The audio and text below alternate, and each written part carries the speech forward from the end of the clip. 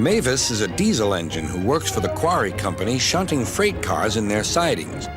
She has 6 small wheels hidden by side plates just like Toby's. Mavis is young and full of her own ideas.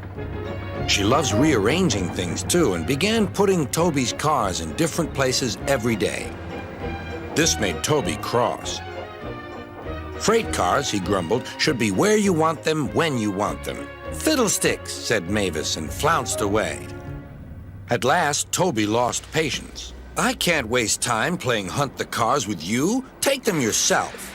Mavis was pleased. Taking cars made her feel important. At the station, Diesel oiled up to her. Toby's an old fusspot, she complained. Diesel sensed trouble and was delighted. Toby says only steam engines can manage freight cars, continued Mavis. How absurd, squirmed Diesel. Depend upon it, Mavis. Anything steam engines can do, we diesels can do better. Diesel knew nothing about cars, but Mavis didn't realize this. Toby's line crosses the main road behind the station and for a short way follows a farm lane.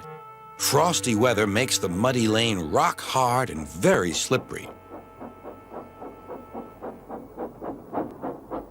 Toby stops before reaching the lane. His fireman halts the traffic at the crossing, and then he sets off again.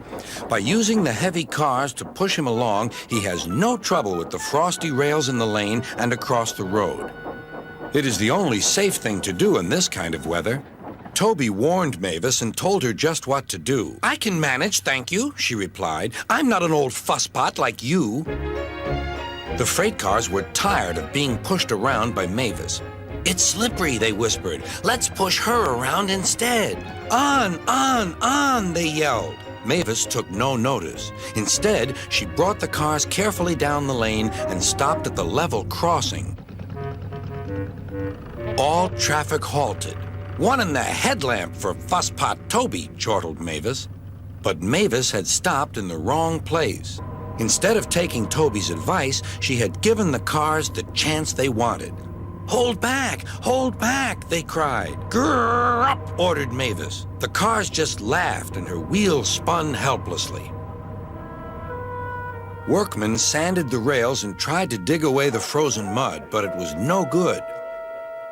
Everyone was impatient. Grrr, wailed Mavis. Toby was in the yard when he heard the news. I warned her, he fumed. She's young yet, soothed his driver, and she can manage her cars herself, interrupted Toby. They're your cars, really, his driver replied. Mavis is supposed to stay at the quarry. If Sir Topham Hatt finds out... Yes, said Toby thoughtfully. He and his driver agreed that it would be best to help Mavis after all. An angry farmer was telling Mavis just what she could do with her train. Having trouble, Mavis? Chortled Toby. I am surprised. Grosh, said Mavis.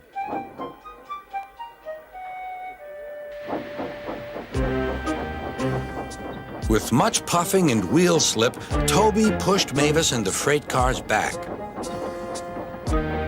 The hard work made his fire burn fiercely, and his firemen spread hot cinders to melt the frozen mud.